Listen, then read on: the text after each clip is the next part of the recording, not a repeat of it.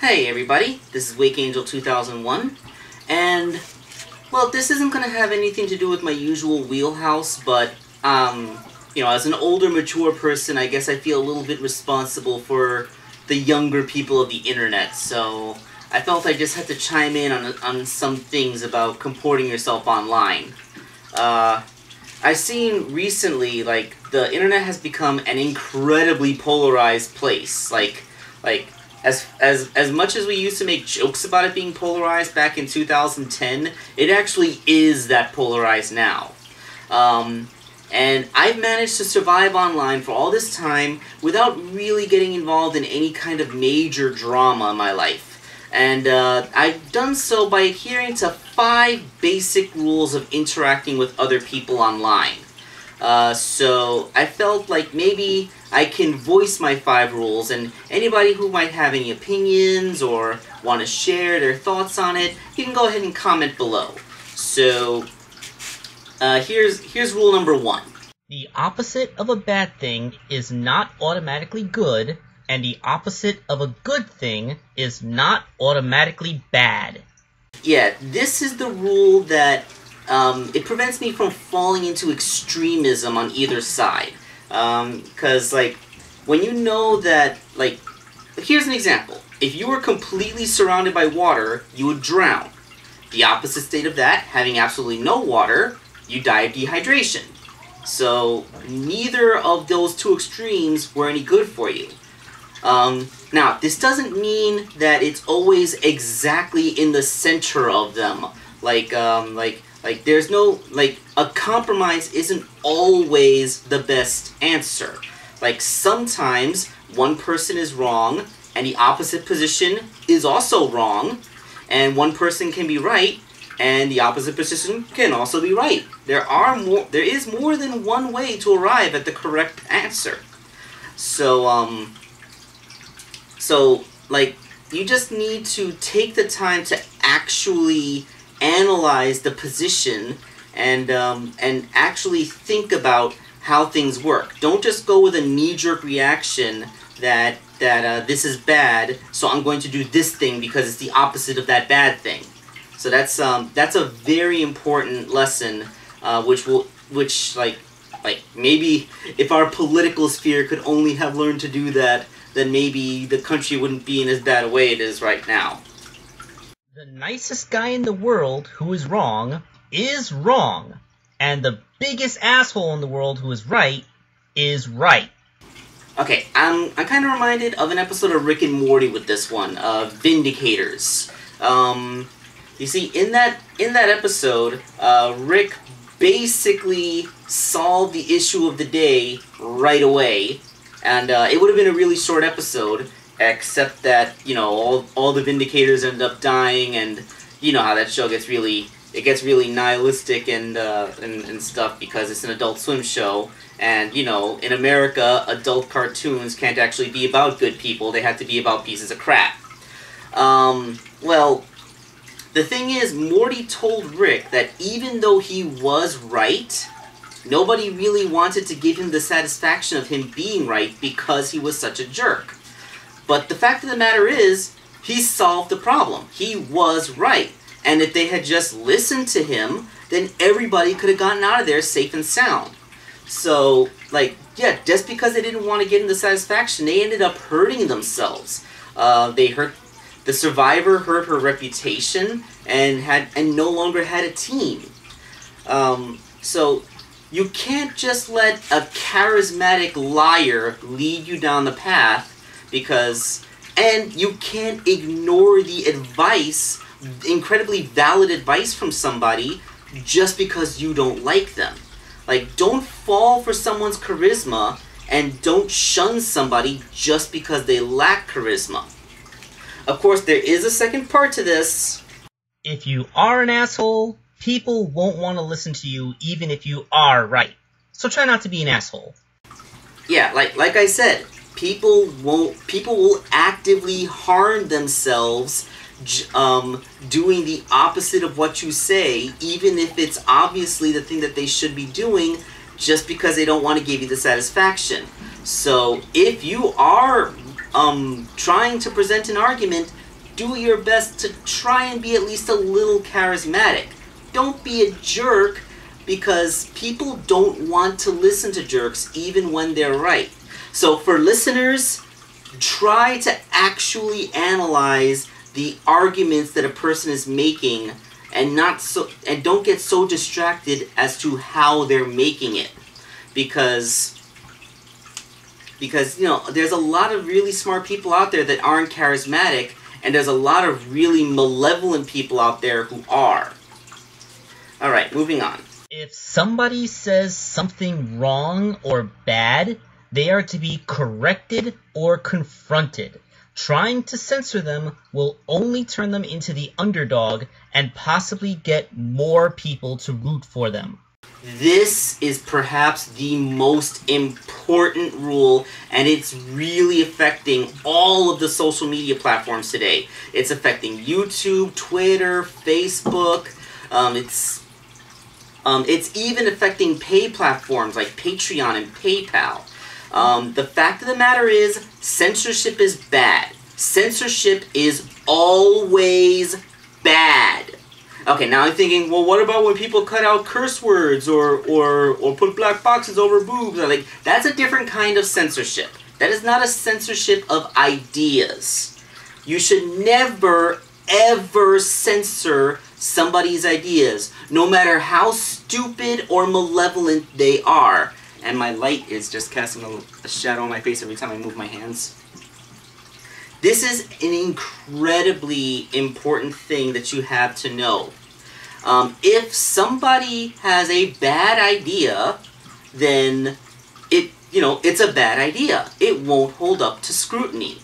If somebody says something malevolent and unpopular, then it's malevolent and unpopular. It will naturally die on its own because nobody likes it. But you can actually help them by trying to censor them. Think about it this way.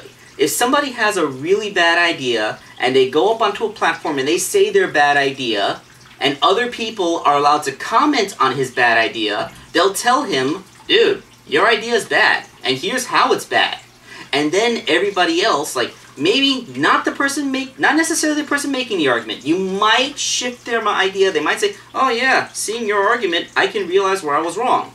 That might not actually happen because a person presenting a bad idea might full well know it's a bad idea, but it would still be in their best interest to peddle it, like for maybe for a political or financial gain. But other people who might listen to him, they say, that idea, and then they'll look at your rebuttal, oh, but it wouldn't work because of that, okay. But if all you try to do is censor them and don't allow them on your platform, then those people are going to be like, why is it that the powers that be don't want this person to say their thing? Could it be that he has a point and they don't know how to counter it? So, like, you're going to give them credence. They become an underdog. They're the person screaming against the wind. Like, they're trying to show truth to power. You're making them look like the good guys when you try to censor them.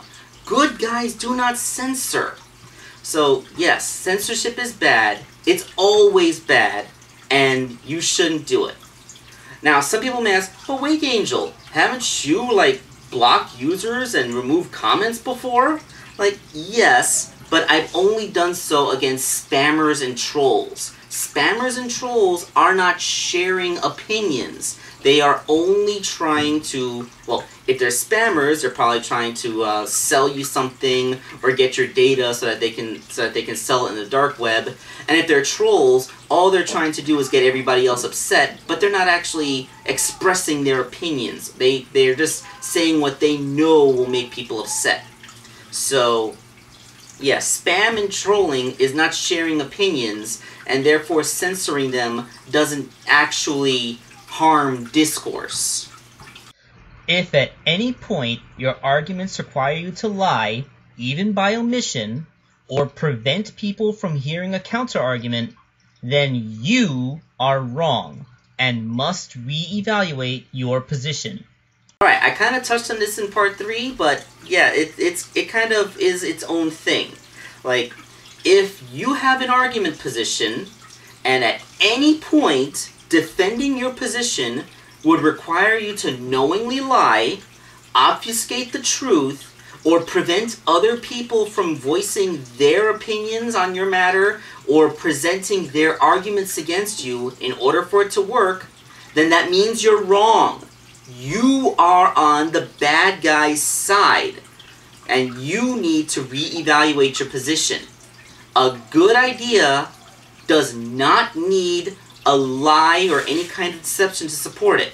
A good idea will stand on its own merits. The facts will support it. You do not need to do any kind of deception to sell it. If somebody tries to argue you down, if somebody tries to be deceptive themselves, then you should be able to expose them. A lie will never be good support for your argument. Keep this in mind. This is incredibly important. Like never think like, well, this position really isn't true, but if people did this thing because of it, then they might actually make good things come from it. No. No. No matter how lofty your goal, if you're found to be dishonest, people aren't going to listen. So even if what you want them to do is a good thing, if they find out that you're lying to them, then they're not going to do the good thing. People should do the good thing because it's good, not because they've been tricked into it. Sometimes common sense and intuition aren't right. The world is a very complicated place, and you need to gather more information and data to have a proper understanding of it. And yes, this is the last thing. I've actually heard this argument come from a lot of people. Like, a lot of people just want to intuit and use common sense, but, you know, like, our intuition and common sense literally didn't evolve to have a perfect understanding of the world. Our intuition and common sense was for us to, you know, survive. Like, our intuition and common sense is there to have us live long enough to go through puberty and have babies, and then to raise those babies to the point where they'll be able to have babies. That's all that our intuition and common sense has led us to. Our intuition and common sense told us that there was something moving around in the bushes that was going to eat us. It was probably just the wind most of the time, but every now and then it actually was a tiger or a lion. And because we avoided it, we managed to survive. But our society is not built on mere survival anymore. It's built on actually knowing how the world really works. And it turns out that a lot of really crazy, unintuitive stuff is what actually turned out to be real. Like, on the quantum level, things can literally pop into and out of existence, or pass through solid objects. These are things that have been observed in physics labs, and it completely blew everybody's minds. Like, the fact that the Earth is a gigantic round object and not a flat plane, that was something that went counter to our common sense. The fact that the sun is just a tiny speck in a gigantic galaxy went against our common sense, but that's what happened. So you really need to actually analyze things. Think about things. Look, try to go outside of your own ego and analyze real data. That is how you will find the truth of the world. And maybe the truth of the world isn't always going to be exactly relevant to you, but it's still the truth. And even if you can live without it, doesn't mean that the world is better off without it. You need to actually analyze and question everything. I mean, I'm reminded of a Richard Dawkins quote. Keep an open mind, but not so open that it makes your brain fall out. Like, that's a very good way to just be skeptical, but not so skeptical that you don't believe anybody, and don't be so trusting that you'll believe anybody This actually does tie back into number one. The opposite of a good thing is not exactly bad, and the opposite of a bad thing isn't always good. Like, this is kind of the same thing. Like, don't always just go by common sense or intuition. You actually need to really think about things. So, those are my 5 basic rules for interacting with people on the internet, and in general, my basic life philosophy. It's how I've managed to get as far as I have. I'm not a perfect person. After all, I'm still here, but you know, like, I like to think that this is a very basic philosophy that can help a lot of people out, especially if they find themselves in the center of some sort of internet drama. So I hope this video was helpful to someone. Let me know what you think in the comments below, and we'll see you next time with hopefully a much more lighthearted toy video.